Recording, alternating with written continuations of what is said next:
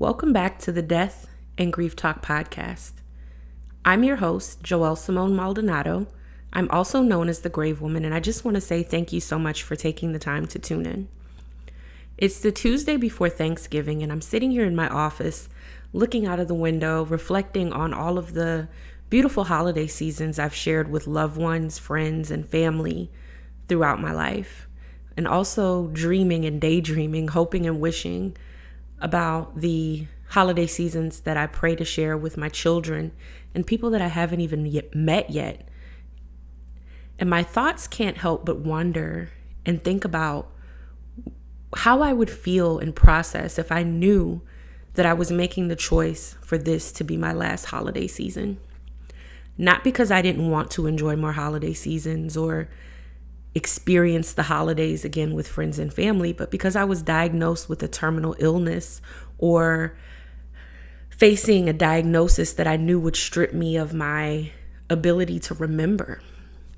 And my heart can't help but go out to the people around the world who are grappling and trying to make sense of all of this while enjoying the holiday season. I also am thinking back to a season of my life where I worked as an aide in an assisted living and nursing home that specialized in Alzheimer's and dementia care. And my thoughts go back to a gentleman named Arthur who would wake up almost every morning and joyously exalt, "Merry Christmas, everyone," as he handed out socks, shoes, toothpaste, toothbrushes, and other personal items from his room. I also think about Claudia, an 86-year-old woman who would wake up several times throughout the week screaming because her Alzheimer's had trapped her in the memory of her daughter or receiving the news that her daughter had passed away in a fatal car accident. I can't help but to think about what resources or what support would have been helpful to not only Arthur and Claudia throughout their diagnosis with dementia and Alzheimer's, but to their families, their support system, their healthcare team. In this installment of the Death and Grief Talk podcast, I have the pleasure of speaking with Kim Callinan, President and CEO of Compassion and Choices, an organization that I am proud to serve on as a member of the board of directors. We discuss this and so much more as it pertains to autonomy at the end of life and exactly what it is that Compassion and Choices does. So, Kim, thank you so much for taking time out of your tremendously busy schedule to talk to me today. And welcome to the Death and Grief Talk podcast. You're someone that I truly admire and look up to, and now have the honor of working side by side within the end of life and death care space. So, in your own words, could you please introduce yourself as well as let me know what brought you to this work? Absolutely. And thank you, Joelle, because you're somebody that I look up to as well. And it has been a delight to have you be a part of Compassion and Choices board. So just love all around. But I came to this work with my own personal stories, like so many people do. I had a mother, a grandmother on my mother's side who had Alzheimer's. Then I had a grandmother on my father's side who had an advance directive that was not honored. And I had the experience of watching her feel as if her final wishes were violated. That just left me feeling so incomplete about how she lived the end of her life and how she died. But then ultimately I had a grandfather, and my mom by that point was a hospice social worker. And he ended up having the most beautiful end of life experience where we all got to be around him. We held his hand. He gave his final, words of wisdom to each of us. And it was just, when you juxtaposed that against either of my grandmother's experiences, it was so profound, not just for the dying person, but also for those of us who are left behind. And so I was called to this work as a result of that. And I really feel as if I have found what I'm meant to do in my life.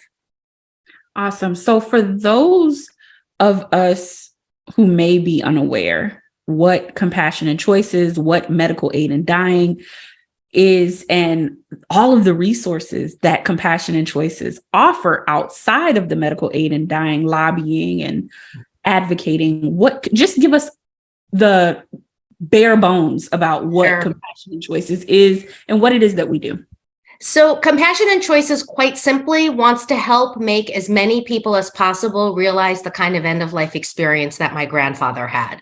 And that is an experience that's consistent with their own values and priorities. So he actually had a beautiful hospice death that was consistent with what he wanted. He withdrew. He was on heart medication at the time. He stopped his heart medication. He began to stop eating and drinking, and he had a beautiful end with us all surrounded by him. So what we do is we advocate for the full range of end-of-life options. That's everything from improved palliative care, which happens at the onset of a serious diagnosis before you're terminally ill, all the way down to authorizing medical aid in dying in all states. And medical aid in dying is when a person who is terminally ill with a prognosis of 6 months or less to live and mentally capable decides that they want to go to their doctor to request and then is able to legally receive medication that allows them to end their suffering at their own time.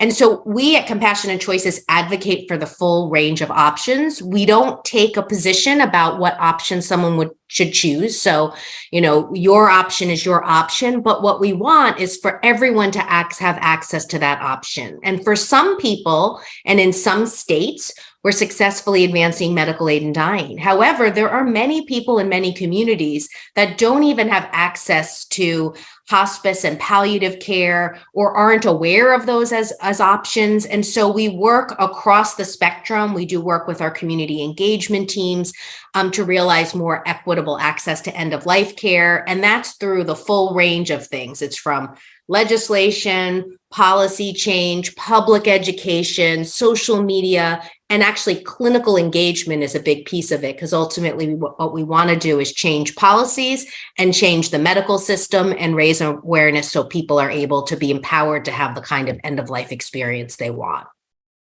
Kim, and I think that's a beautiful explanation. And there were a couple things, honestly, that influenced my decision to join the board of Compassion and Choices, especially after the onset of the pandemic in 2020.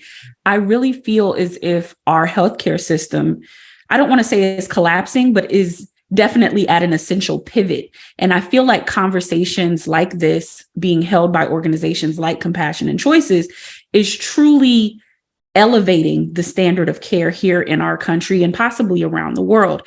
And I think a big part of that is us awakening to our spiritual essence. And the thing that I love about Compassion and Choices is what you mentioned about community engagement. The organization is working to close the gap on those health disparities, as well as addressing the spiritual components with those that we advocate for. What do you say to those who have conflict, or what does the organization's stance on those that have conflict between this is what I want in my personal life, but this is what I believe spiritually or faith-based? Right. That's a great question. So first of all, I just want to circle back to the community engagement piece and just lift up and acknowledge the work of Brandy Alexander. She's been with the organization for 18 years now, and she leads that team and has just done a tremendous job. And they focus on all different communities. So the African American, the Latino, Asian American, Pacific Islander, faith leaders, people with disabilities. And they're really trying to lift up the voices of those communities. And I think one of the things that you really said that I just want to lift up and make sure people recognize is how important it is that lifting up the voices of those communities has resulted in better conversations at the end of life, which has the potential to improve the whole experience around how one lives the end of their life and how they die. To answer your question specifically around what do we say to people who may not agree with the full breadth of options, that's okay. We're not taking a position on what option any person should choose for themselves. We're simply holding space that there are a range of possible options for people, and that range of options that people want should be available in a legally safe way. And as long as we're protecting vulnerable populations, which is paramount to everything that we do, and it's not, that option is not being forced on somebody else, which our data concludes that it's not, it should be that we can allow and respect different beliefs. And that's all that we as an organization are saying, is allow people to die in a manner that's consistent with their own spiritual beliefs. I agree wholeheartedly with that. And that's a part of the core of the work that I do. So let's get a little bit personal for a moment, if you're okay with that. We've been talking a lot about what the organization stands for and what the organization represents, but you as a person, an individual, is something like medical aid in dying, something that you would want access to personally in your own life? Or let's say you had a child or your spouse become terminally ill and you're holding out all hope that things may change, but they've been given, a very short amount of time by medical professionals to live. Would that be something that you have peacemaking decision about yourself? So I personally would want everybody to have access to the option, because what we have seen with the data is that having the option available gives people greater peace of mind, because it helps to ensure that they will not suffer. So I absolutely myself would want access to the option. I don't know whether I would choose to use the option. I think, I, like so many other people, as a healthy person, I, desperately love life and I want to live. And it's hard for me to fathom that I could ever take a proactive step that would change that. That said, I have sat side by side with people that are in at the very end of their life who are suffering so much that I completely understand why someone would choose this option. So I do believe that the option is essential for people to have access to if they want it. And then ultimately, the decision on whether or not you choose to either get a prescription and then hold on to it, which about a third of people do, or ever even go through the process to get a prescription, is completely personal. And it doesn't really matter what I would do. What matters is what each individual person would do. The other thing that I'll just add is we have seen that the authorization of medical aid in dying improves end-of-life care across the board. So it sends a signal to the medical community that patients should have a voice and a choice in the kind of end-of-life care that they receive. And it forces the medical teams for the first time to really sit around a table, the social workers, the doctors, the nurses, and have a conversation about what does it mean to respect the patient's values. And that in and of itself has a profound positive impact on end-of-life care. Even facilities who end up not adopting supportive policies around end-of-life care improve all other aspects, their hospice care, their palliative care. They give better training to doctors and nurses. So this as an option is transformative. So we both are very familiar with the end of life space. And there's this misconception that working in the death care space and the end of life space is heavy work, which at times it honestly can be. But what is your favorite part of being the leader, the face really of such a big organization and big structure, which really doesn't exist in our realm of death care? What is that like for you? What's your favorite part of it? For sure, it's interacting with our individual volunteers, supporters, donors, and in particular, our storytellers. The terminally ill advocates, especially those who are at the end of their life, who come forward and have the courage to share their story, are incredibly inspiring. And one of the things, every single time that I have a conversation with one of them, I'm always moved. And I am moved by their embrace of living life and doing everything they possibly can to make a difference before they die. And the selflessness by which they do that, because most of them recognize that in their state, they're not going to get the option that they want or the change that they're seeking, regardless, whatever that change is. But they're incredibly inspiring. And what it has done for me is it allows me to put in perspective what a problem really is. And so I might have just had a disagreement with one of my kids or with my husband, a relatively minor, stupid thing, fighting over, the toothpaste was left out again, or gosh, why didn't you do the dishes? And I will go from, being really angry at my husband that once again, he did not do the dishes, which I really do wish he would do more regularly, to getting on the phone with one of our storytellers who's facing their death and watch how they live their life and how precious it is. And it stops me in my tracks and gets me to realize, like, I have a gift in that my time is limited too, but at least I believe I have more time than many of our storytellers do. And for me to waste that time arguing over dishes and toothpaste instead of making a difference in the world and having a profound impact isn't okay. And so being in this world, in this space, while it is hard to watch someone that you care about die, it's also incredibly empowering, inspiring, and holds you accountable for living your life at a higher level.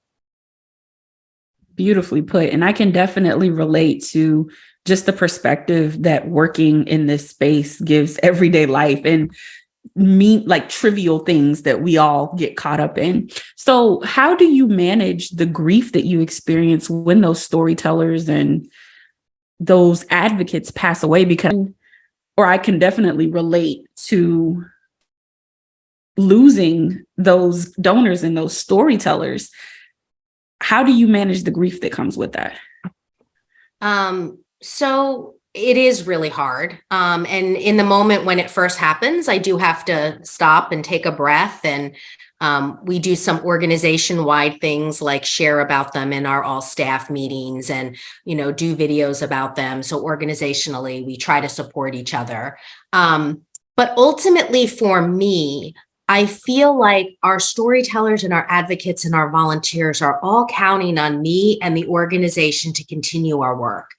And so once I get over the immediate shock of losing somebody, I move on by doing everything that I can to honor their wishes. And their wishes are that nobody else suffers the way that they do, or that we get a law change that improves the way end-of-life care is delivered, or that we educate more underserved communities about the options that are available to them. And so I really throw myself into their work. And I often, we have this repository of their stories on our intranet. And I will go into the repository when I'm having a bad moment or a bad day, and I will pull up their story and I will talk to them. And they, I will allow their spirit and their essence to carry me through difficult moments. It's not uncommon for me right before I go out and deliver a presentation or a speech, if I'm really nervous or I'm testifying, I will actually pick a particular supporter or storyteller to have a conversation with beforehand about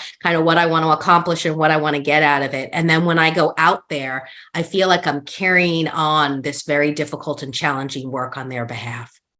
I love what you said about tapping into the essence of their spirit in their story, because to me, this work is extremely spiritual. If it weren't for the spiritual aspect, I don't think that I could do it intellectually alone.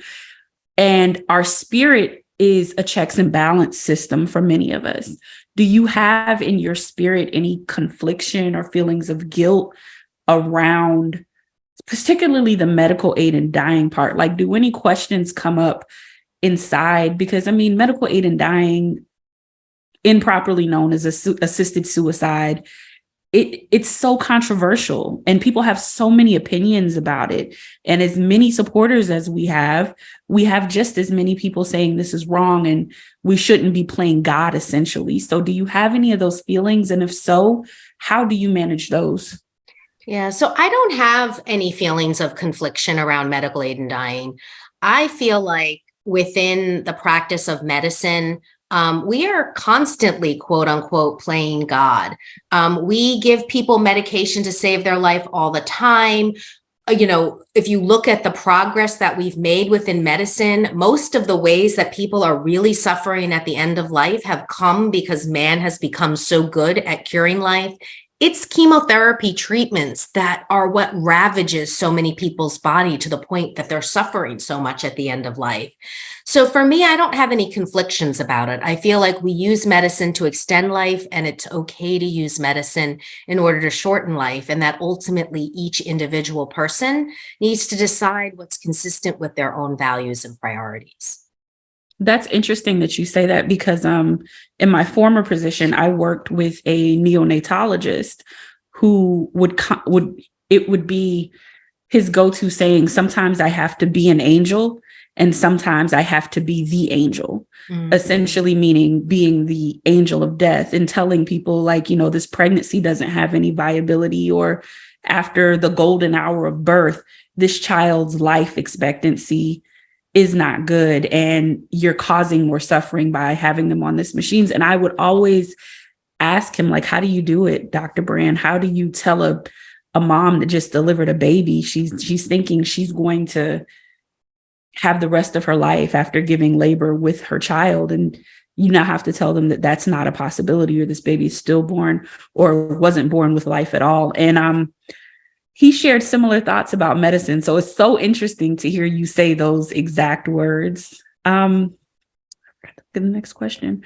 So yourself, Dan Diaz, Dr. Bagari, and Sierra Fuentes. Am I saying that wrong? It's Dr. Banerjee and Sierra Fuentes. Thank you. You guys recently made an appearance on the Dr. Phil show. What shifts have you seen in the organization and response to the organization since that level of like huge publicity? That's a great question. So I don't know that I've seen. So we've gotten quite a bit of had a number of high profile placements in the past. So we have been on like Oprah before. So the Dr. Phil show is tremendous, and we're definitely seeing greater awareness, more people coming to our website.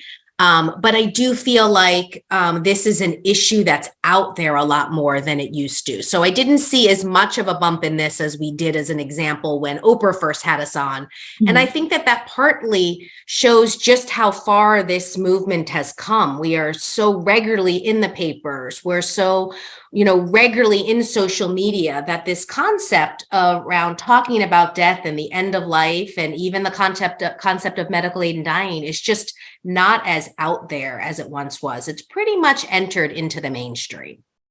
What about the emphasis, or have you found that more people are curious about the other options, like the dementia tool or the palliative care resources? Have you seen an increase in interest in those areas, maybe? We have definitely, especially as a result of COVID. So I would say what COVID did, and of course it's devastating. So it's hard to look at anything that had that level of devastation and try to find a silver lining in it. So please don't hear what I'm saying to suggest that COVID wasn't devastating. It was devastating. But for the end of life movement, there were actually some positive outcomes to it. And one of those positive outcomes were that people saw firsthand that if you don't plan for and think about how you're going to die, it can end up really traumatic, not just for you, but for your loved ones. So we've seen a lot greater interest in understanding how to do advanced care planning and recognizing the limitations of advanced care planning. And therefore, well, what do you do if it's dementia? And okay, that's not really, it's not enough to fill out an advanced directive to handle that. And so we have a dementia tool that's on our website that we encourage people to fill out. We've seen a big uptick in that. We've seen lots more underserved communities be interested in doing advanced care planning, and leaders within the underserved movement. Like we now have a collaboration with the NAACP and with Nobel Women and with the National Hispanic Council on Aging. So other organizations recognizing the intertwining in how you live the final chapter of your life and how you die. And same with palliative care. I mean, one of the messages and one of the things that I think is really important is when you're talking about communities that have been mistreated by the medical community, it's really hard to start the conversation at death. But palliative care is an option for people at the onset of any serious diagnosis, and a palliative care doctor walks alongside you as your champion, helping you to understand quality of life versus quantity of life and begin to really understand how you treat all of your symptoms, not just the disease. And so I think one of the ways that we can really improve end of life care, the final chapter of how one dies, is to improve palliative care. And so we're seeing a lot greater awareness around palliative care, and we're going to do a lot of policy work to address inequities in palliative care and a lot more conversations within underserved communities to be sure there's an awareness of palliative care. And so all of those things, I think, came as a result of COVID and the issue of death being out there constantly in the media. So there were, so that's, I would say, kind of the changes that we're seeing in recent days. The last change that we saw that happened as a result of COVID was a growth in telehealth as an option. And you saw decades worth of progress being made on telehealth. And telehealth cannot replace in-person across the board. Like I'm not suggesting it is the solution to all of our problems. But when somebody's truly dying and they're at the end of life and our healthcare system is asking them to get up and to go to another doctor's appointment that really isn't necessary, where they could just get the medication they need in their own home, it makes a big difference. And so now that there is greater awareness and familiarity and usage of telehealth, that can also improve the final chapter of one's life if used appropriately, and if in the underserved communities that don't have access to broadband, we have to address those issues. That is the perfect segue to our next question. Kim, everyone that I've had the honor of speaking with within the organization in some way has credited or pointed back to you with pushing compassion and choices to become more inclusive and diverse in making end-of-life autonomy more accessible across the board, culturally, racially, socially. But I imagine that that's been a pretty big order to even write, let alone try to fulfill. What barriers have you had in overcoming the history of the organization and your vision, or the organization's now vision, for the future of compassion and choices? Yeah. This has been an issue that has been important to me since the moment I arrived, but I would be remiss if I did not acknowledge that there were people at Compassion and Choices who kind of took this issue on even before I was there. Brandy Alexander, who leads our community engagement work, being one of them. But it has absolutely been central to everything that I have done, and it has been a top priority. And and I will continue to advocate for it, because I truly, and I said this at the outset, like, our mission is about empowering everybody to chart their end of life journey. And if our supporters do not represent the world that we live in, we're not fulfilling our full mission. It hasn't been easy. If you look at the organization, we did start with a lens around medical aid in dying. And while the organization's mission was always to improve care, expand options, and empower everyone to chart their own end-of-life journey, there is no question that the founders and the initial emphasis of the organization was more focused around medical aid in dying. And so it was around the Expand Autonomy Act piece of it, which we know when you expand medical aid in dying, it also improves care. So they were intertwined. And we also did a lot of other things on the improved care side. We started an end-of-life consultation program. So the organization has done work straight across. However, we were still primarily and largely a white organization because we emphasized medical aid in dying at the expense of everything else. And it took some time to be able to untangle that. First of all, we had to have a vision that everybody could see themselves in. And we had to have a real commitment to that vision, which meant putting resources behind that vision. And that requires you to put a vision out and to raise money around that vision and to move your existing supporters around so that they see the full breadth of the vision, and to raise money around new aspects of the vision. And to do all of that, you have to move a staff, you have to move a board, you have to move the greater kind of community that's out there. And that's not easy. But fortunately, we have been successful because we have an incredible group of donors and supporters who, at the end of the day, really understood that our mission was not just about medical aid and dying. They understood that our mission was broader. And when I raised the concern with them, they got on board with it. So we were really fortunate. It still has been slower than I wanted. I wanted to be able to announce, we were going to do all this programming and money would fly in and, the world would be changed. And it's been slow, but it's also not been slow. Like if you step back and you look at, the progress in the movement, when I started as CEO, it was an all-white C-suite, an all-white board.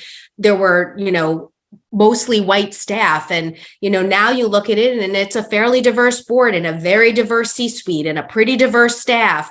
But that's only a portion of what we're trying to accomplish. It's about diversity, equity, and inclusion and creating a sense of belonging. And so we're on the journey, and it's on an important journey. And part of being on that journey is having programming that reflects the needs and the values and the priorities of all the organizations. And that's the work we're doing around community engagement. That's the work that we're doing around policy change. And the reality is our progress around medical aid and dying would not continue if we didn't do the other things, because we were out of mostly white states that we could authorize. And so even if someone didn't support the broader vision of this movement should be about everybody, if they only cared about medical aid and dying, they still needed to get on board with the idea that we needed a more diverse and inclusive movement, because we couldn't continue to advance medical aid and dying without broadening the supporter base in the movement that we were talking to. Definitely agree with all of that. And I have to agree with you 100% about Brandy, who I absolutely love. I've had the honor of witnessing her leadership as serving as a member of the African American Leadership Council, and recently had the opportunity to present with her at our last board meeting. And she's absolutely phenomenal in taking community engagement to another level, in my opinion. So you mentioned something that's very vital to our organization, which is funds and support. For our listeners and our viewers on YouTube, how can they support Compassion and Choices, what we're doing in medical aid and dying, what we're doing in dementia, palliative care, and all of the work that we're doing? How can they support us? That's a great question. So first of all, go to our website at compassionandchoices.org, and there's a button there of different ways that you can get involved. And every way matters, and every action, every dollar amount makes a difference. So people could choose to volunteer their time, and we have volunteers in states, we have volunteers at the national level, we have volunteers as a part of our community engagement program, as a part of our advocacy work. Like there's lots of ways that you can get involved depending on your skill set and your interest in the amount of time. Getting involved could be as simple as just doing an online action. So it's like a one-time online action. It doesn't have to be a regular ongoing thing, although we do need regular ongoing volunteers as well. You can donate, and every dollar makes a difference. And I think a lot of times people don't realize that when you give just a small amount and you're inspired to do that, whether it's $10, $15, $25, $100, like that all adds up. And so if we get hundreds of thousands of people to give us $25, that is just as impressive as one person, giving us $5 million. So don't minimize your contribution, because it really does make a difference. You can tell your story, and we need stories that are both positive about why it's important that you plan for the end, especially from historically marginalized communities or from communities of color, because one of the things that we've learned through our community engagement work is that if you focus only on what goes wrong, that underserved communities are not necessarily inspired to then want to improve the end, because it just seems like it's inevitable.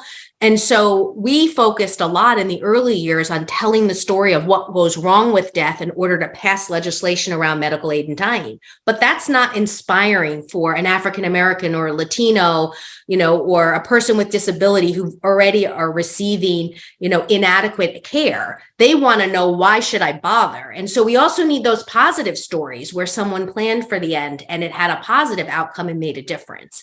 So you can share your story. Really, there's a ton of ways that you can get involved with us, and every single action matters. But I would start by going to compassionandchoices.org. Kim, thank you so much for taking the time to answer these questions and for the phenomenal work that you're doing as the leader in the face of compassion and choices. Was there anything else that you wanted to share with listeners or viewers? I just want to thank them for listening. And clearly, anybody who is going to a podcast related to death and grieving is a special person because, it's not an easy topic. And people who are inspired to learn more about this and to get engaged, I think are really special people. So thank you for being who you are, for choosing this as the podcast that you listen to. And I hope that I've said something today that you've connected with that makes you want to get involved with Compassion and Choices. I'm confident that you have. Thank you so much. And thank you all for listening and watching. Thanks, Joelle. I'll see you. Thank you so much for listening to the Death and Grief Talk podcast. To learn more, visit www.thegravewoman.com.